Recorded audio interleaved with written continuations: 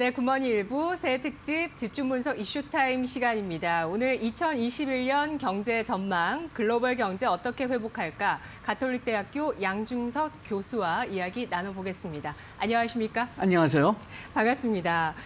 전 세계가 지난해 1년 동안 코로나와 전쟁을 치렀습니다. 이런 과정에서 증시가 역대급의 호황을 보였고요. 또 실물 경제는 굉장히 큰 타격을 받았습니다.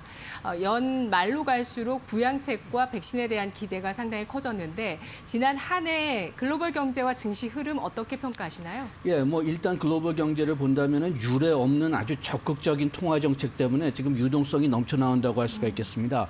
그렇게 해서 그 증시가 이렇게 잘 되는 원인이 이제 유동성으로 잡고 있는데요. 네.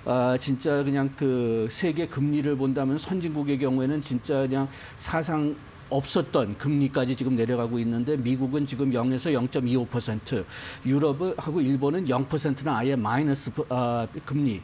그리고 우리나라도 그 한 2년 전만 하면은 우리나라 지금 현재 정책 금리 0.50% 생각도 못했죠. 그렇죠. 그래가지고선 이게 예. 이렇게 그 금리가 너무나 낮아졌는데 거기에다 또 이것도 부족해가지고 그 여러 국가들의 중앙은행들은 아예 기업들한테 직접 돈을 빌려주든지 아니면은 사채를 사든지 그래가지고선 진짜 그냥 유동성이 지금 넘쳐나게 돌아가고 있는데 또 실물 경제 보면 지금 말씀하셨지만은 그렇지만 실물 경제 투자할 때가 그렇게 많이 보이지가 않아요. 하도 그냥 수요가 지금 기가 죽어 있는 상태이기 때문에 증권 시장으로 돈이 갈 수밖에 없는 상태다. 그렇게 해가지고 지금 미국 같은 경우에는 주식 시장 가치가 GDP를 넘는다고 하고 우리나라도 코스피 가치가 지금 GDP가 넘는다고 하는데 평상시에는 이렇게 됐다면은 주식 시장이 과대평가로 그렇게 간주되고 또 이론적으로 본다면은 주식 가격은 미래 수익의 그 가중 현재 평균이 돼야 되거든요. 네. 그런데 코로나 독감 때문에 미래 그 가치가 회사들의 가치가 늘었다. 그렇게 기술적 몇 개만 빼놓고서는 그렇게 좀 주장하기가 어려울 것 같아요. 그렇기 때문에 근본적으로는 이게 유동성 때문이다 그렇게 보는 게 그 정상인데 그런데 그래도 일부 분석가들 그 경제학자들도 그 지금 좀 이례적인 상황이다. 무위험 자산 그러니까 그 국채죠. 국채 가격을 비교할 때는 국채 가격도 하도 올라가 있기 때문에 주식 가격이 지금 하다고 보기가 좀 어렵다. 이렇게 주장하는 분들도 있긴 있지만은 그렇지만은 근본적으로는 이게 유동성 때문에 지금 가치가 높아진 것 같고 그렇다면은 금년에는 아마 이루어지진 않을 거지만은 금리가 만약 증가한다면. 그러면은 시장이 또 엄청나게 빨리 빠질 수도 있다는 그런 위험도 있는 거죠. 네. 정말 지난해를 지나면서 시장에서는 금리가 상당히 중요하구나라는 점을 다시 한번 또 실감했던 한 해가 아닐까 싶습니다. 이렇게 글로벌적인 사상 초유의 저금리가 되다 보니까 주식이 이렇게 크게 급등하는 현상을 우리가 또 확인할 수 있었고요. 교수님이 말씀해 주신 그 논리 구조들을 계속 경제를 보실 때 항상 변수들로 잘 생각하시면 중요한 내용들을 쭉 짚어주신 것 같은데요. 금리 인상이나 유동성 정책의 변경이 있을지 올해 주목하자라는 의견 주셨고요. 코로나19 백신 기대 속에서 올해 글로벌 경제 워낙 지난해 안 좋다 보니까 당연히 플러스가 될 거고 경제 회복세가 V자 혹은 K자 이런 식으로 회복될 것이라는 장밋빛 기대가 많습니다. 현실화될까요? 지금은 어떤 면에서 보면 이미 K형 그 회복은 이루어지고 있습니다. 네. 코로나 독감에 많은 영향을 받는 산업이냐 아니냐에 따라서 어떤 산업, 어떤 분들은 거의 소득이나 생산에 거의 차이가 없는 반면 어떤 산업들 배달 산업 같은 거에서 오히려 더 호황이 됐죠. 그렇지만은 이 대면 서비스에 관련된 산업들은 지금 다 굉장히 기가 죽어 있기 때문에 지금 현재 K형 반응이 일어날 수 있다고 하는데 그러면은 전반적인 경제 회복은 어떻게 이루어지느냐? 일단 우리가 전염학자들한테 얘기를 들어보면은 네. 백신 접종 이후에 집단 면역력이 생기려면은 한 3개월 내지 6개월이 걸린다고 합니다. 그러면은 이 6개월이 지나가지고서 우리가 코로나 독감을 조절할 수가 있으면은 그때서부터는 이 경기 침체가 코로나 독감 침체가 되는 게 아니라 정상적인 우리가 일반적으로 볼 수 있는 그런 경기 침체가 된단 말이에요. 그런 경우에는 우리가 뭐 통화 정책을 통해서 재정 정책을 통해서 어떻게 다룰지 어느 정도 알고 있는데 그렇다면은 뭐 물론 얼만큼 심하냐 이것은 이 코로나 독감 기간 동안에 기업들이 얼만큼 많이 파산되느냐에 따라서 달라지지만은 한 3개월 내지 6개월 또 추가적으로 걸린다고 볼 수가 있어요. 그렇게 됐다면은 접종이 처음 시작했을 때서부터 한 6개월 내지 12개월은 이 침체가 계속될 가능성이 크다. 다만 여기서 조금 좀 희망적인 사항은 아까 얘기했지만 K형 회복이기 때문에 지금 그 코로나 독감에 영향을 별로 받지 않으신 분들은 지금 돈이 많습니다. 오히려 네. 쓸 데가 없어가지고서 돈이 네. 많아가지고서 그분들이 적극적으로 돈을 쓰기 시작한다면 소비를 네. 하기 시작한다면 이 침체가 조금 짧아질 수도 있지만은 그래도 그 지금 현재 미국이나 유럽에서 접종을 지금 막 시작했다고 보고 보면은 그래도 한 금년 한 3, 4분기까지는 최소한도 경기 침체가 계속 지속될 거다. 그리고 우리나라는 한 2월 내지 3월에 시작하니까 금년 아마 내내는 경기 침체가 될 거라고 저는 지금 생각하고 있습니다. 네. 집단 면역이 형성된 이후에 경기 침체가 올 수 있다고요? 그러니까 경기 침체가 지속되는 거죠. 예, 그러니까 아까 얘기했지만은 기업들이 많이 파산된다면 그렇다면은 경기가 회복된다고 해도 기업이 죽었으면은 사람들 다시 고용할 수가 없거든요. 네. 그렇기 때문에 지금 우리가 왜 이렇게 기업들을 살리려고 많이 그냥 노력을 하느냐. 이 기업들이 살아야지만 회복이 시작될 때 다시 사람들을 고용할 수가 있기 때문에 그 우리나라뿐만이 아니라 전 세계에서 기업을 살리려고 온갖 노력을 하는데 그게 뭐 나라마다 좀 잘 되는 그런 나라들이 있고 뭐 어떤 나라들은 저 기업들이 어차피 많이 죽어가지고 그런 나라들은 아마 경기 침체가 장기화될 가능성도 충분히 있습니다. 네, 알겠습니다. 일단 집단 면역이 형성되는지 대체로 3개월에서 6개월 접종 시작 이후에 걸린다고 하니까 상반기 이후에 국가들 접종을 시작한 국가들에서 집단 면역이 일어나는지 여부 지켜보면서 기업 파산이나 이러한 이슈들 이 경기 침체를 좀 더 가속화시킬 수 있을지 일단은 올해 경제는 K자형 회복에 만족해야 할 것으로 예상을 해주고 계시고요. G2에 대한 이야기 해보도록 하겠습니다. 미국은 이제 바이든 신정부 시대를 맞이하게 되고 또 중국 같은 경우는 코로나 탈출을 가장 먼저 했다고 해서 또 고성장에 대한 기대가 다시 높아지고 있는데 어떻게 보십니까? 예, 먼저 미국서부터 먼저 본다면은 지금 백신에 대한 신뢰성이 국가적으로 굉장히 낮아요. 일부는 그 사전서부터 백신을 못 믿는 그 소위 엔티백서라고 하는 사람들이 굉장히 많았고 그 다음에 또 일부 사람들은 백신이 너무 빨리 개발돼 가지고서 위험성이 있다고 그렇게 주장하는데 지금 그 전염학자들의 이야기를 들어보면은 집단 면역이 생기려면 인구의 한 80% 이상이 백신을 받든지 면역력이 있어야 된다고 하는데 지금 백신을 맞겠다는 사람들이 아직 70% 될까 말까 합니다.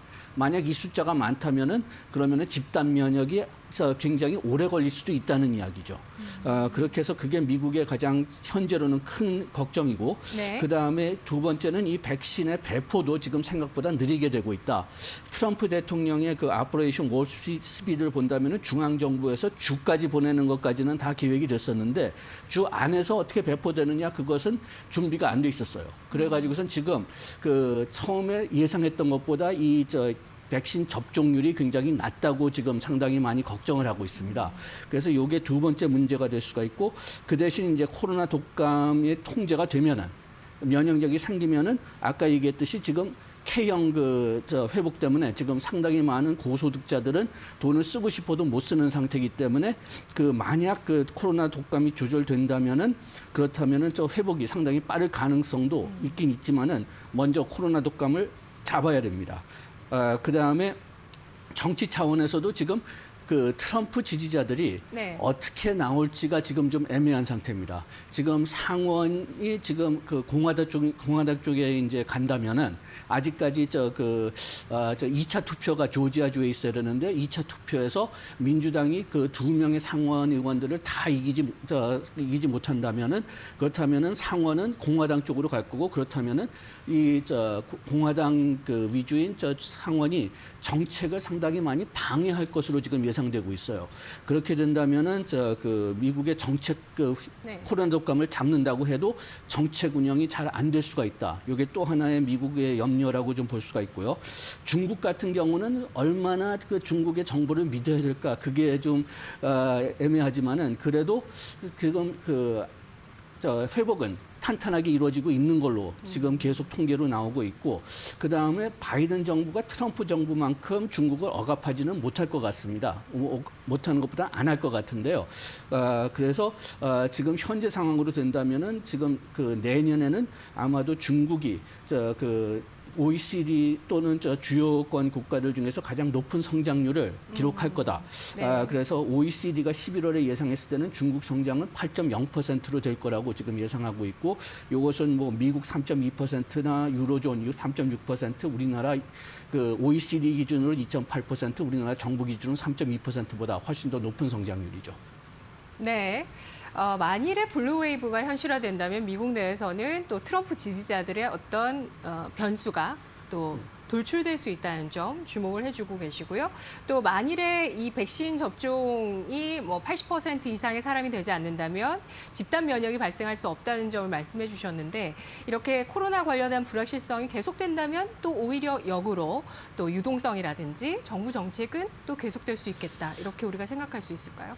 그런데 그렇게 생각할 수도 있고, 그렇게 네. 뭐 어차피 지금 미국 연준은, 그리고 더 대부분 다른 나라의 중앙은행도 금년에는 금리를 올리지 않을 거라고 거의 약속을 했어요. 네. 그래서 테이퍼링도 없을 거라고 예상하시나요? 예, 그래서 완전히 그냥 이례적인 상황이 생기지 않는다면은 금리는 계속 낮게 유지될 거기 때문에 그런 면에서는 증시에서는 좀 긍정적으로 볼 수는 있겠지만은 상당히 불안한 그 긍정적인 영향이 될 것 같습니다. 왜냐하면은 여기 어떤 면에서는 밑에 깔려 있는 어떤 그 경제적인 기초의 바탕보다는 유동성 때문에 나타나는 그런 증시이기 때문에 조금이라도 좀 불안한 뉴스가 생겼다거나 심리적인 변화가 있다면은 또 순식간에 바뀔 수 있는 그런 환경이 될 것 같아요. 그렇기 때문에 전체적으로는 증시가 금년엔 오를 것 같지만은, 그렇지만은 그 한때 아주 크게 조정이 이루어지는 그런 가능성도 배제는 못할 겁니다. 네, 올해 예상에서 GDP 성장률에서 중국이 가장 세계 경제에서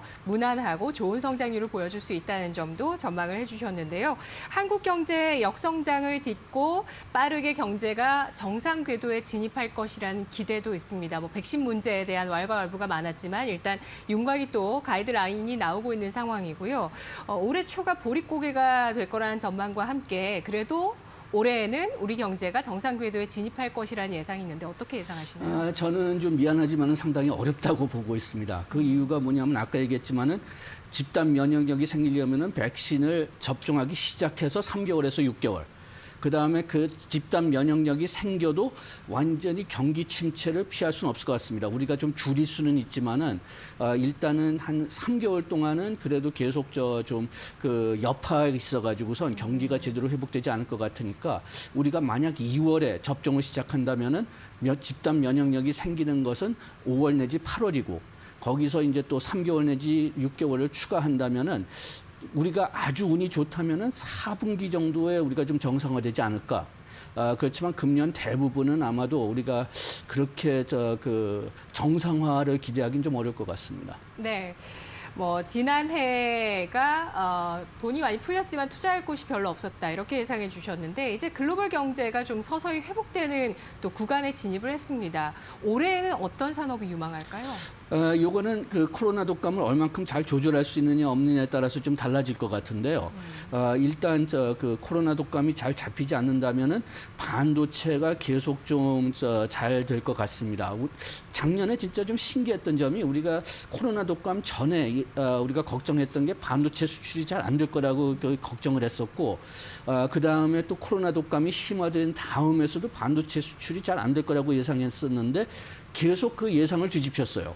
그 이유가 그 처음에는 코로나 독감 때문에 그 격리하면서, 선진국이 격리하면서 뭐 어떤 스트리밍 시설이나 그 집에서 뭐 텔레커뮤니티나 뭐 그렇게 뭐 인터넷을 통해서 일을 하게 되니까 거기에 대한 투자를 의외로 많이 늘렸고, 그 다음에 또 하반기에 가서는 화웨이가 이제 미국에서 반도체 공급을 제한될까봐 그렇게 해서 또 반도체를 의외로 많이 샀고, 그래가지고선 우리가 이제 반도체를 계속 예상보다 더 많이 수출할 수가 있었는데, 금년도 아마 이 격리가 계속 된다면은, 그러면은 그 비슷한 상황이 계속 될 것 같고요. 그 다음에 또 이 규모는 작지만은 우리나라가 좀 K 방역을 잘했다고 해가지고선 바이오 헬스가 굉장히 작년에 많이 늘었는데, 이것도 그 하나의 좀 좋은 그 산업이 될 수가 있다. 만약 방역이 미국의 선진국에서 이 격리가 계속된다면요. 만약 격리가 이제 좀 정상화된다면은 반도체보다는 뭐 자동차 산업의 수출이 좀 많이 회복되지 않을까. 아까 얘기했듯이 여유 자금이 있는 분들도 많고 좀 이제 그만큼 집에 같이 있었으니까 좀 여행 좀 하자. 그래가지고 여행 산업은 회복되지 못할 것 같지만 그래도 자동차 타고서 뭐 어디 좀 가자. 네. 그래가지고서 뭐 자동차 수출이 좀 많이 회복될 것 같고 네. 그 다음에 또 석유 수요가 늘면서 석유 가격이 회복되면서 석유 화학 부분도 굉장히 많이 그 회복을 할 거라고 보고 있지만은 뭐 어떤 방향으로 갈지는 지금 이 백신에 달려 있습니다. 네.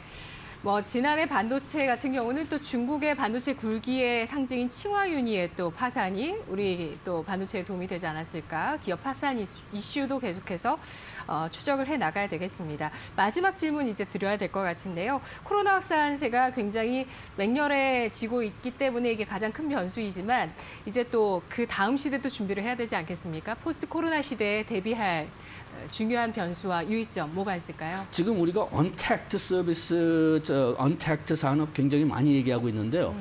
제가 받은 인상은 서양에서는 언택트하고 좀 융통적인 직업 생활이 좀 더 고정화될 것 같아요. 네. 그렇게 해서 뭐 그 집에서 좀 일하는 사람들이 많이 늘 것 같은데 우리나라도 그렇게 해서 언택트 산업이 많이 발전될 거다. 거기서는 제가 조금 좀 회의적입니다. 배달 산업 같은 것은 계속 장기적인 추세거든요. 그러니까 이것도 계속 될 것 같지만은 우리나라 지금까지 경영 스타일을 보면은 사람들이 언제든지 회사에 오는 거를 굉장히 선호했어요. 그래가지고선 우리나라에서는 그 언택트 서비스가 그렇게 강화될지 그거는 제가 조금 좀 그 회의적인 생각을 가지고 있고 그 다음에 전염병이 우리가 좀 그 대비를 해야 된다. 그 다음에 이러한 그 기후 문제나 뭐 전염병 문제가 계속 있을 거니까 소위 사회적 보호망이나 실업보험 같은 것, 격리됐을 때 보상제도 같은 것 이런 것들을 이번 기회에 확실히 강화시키고 정상화시켜야 된다. 그렇게 해야 될 것 같습니다. 네, 알겠습니다. 오늘 말씀 여기까지 듣도록 하겠습니다. 계속해서 저희 집중분석 이슈타임 시간은 새해 특집으로 이번 주 준비되고 있습니다. 내일은 차영주 와이즈 경제연구소 소장이 2021년 경제전망 이어서 2탄으로 올해 키워드를 준비했습니다. 내일 이 시간도 많은 기대해 주시죠. 오늘 양준석 교수님과는 인사 나누도록 하겠습니다. 고맙습니다. 고맙습니다.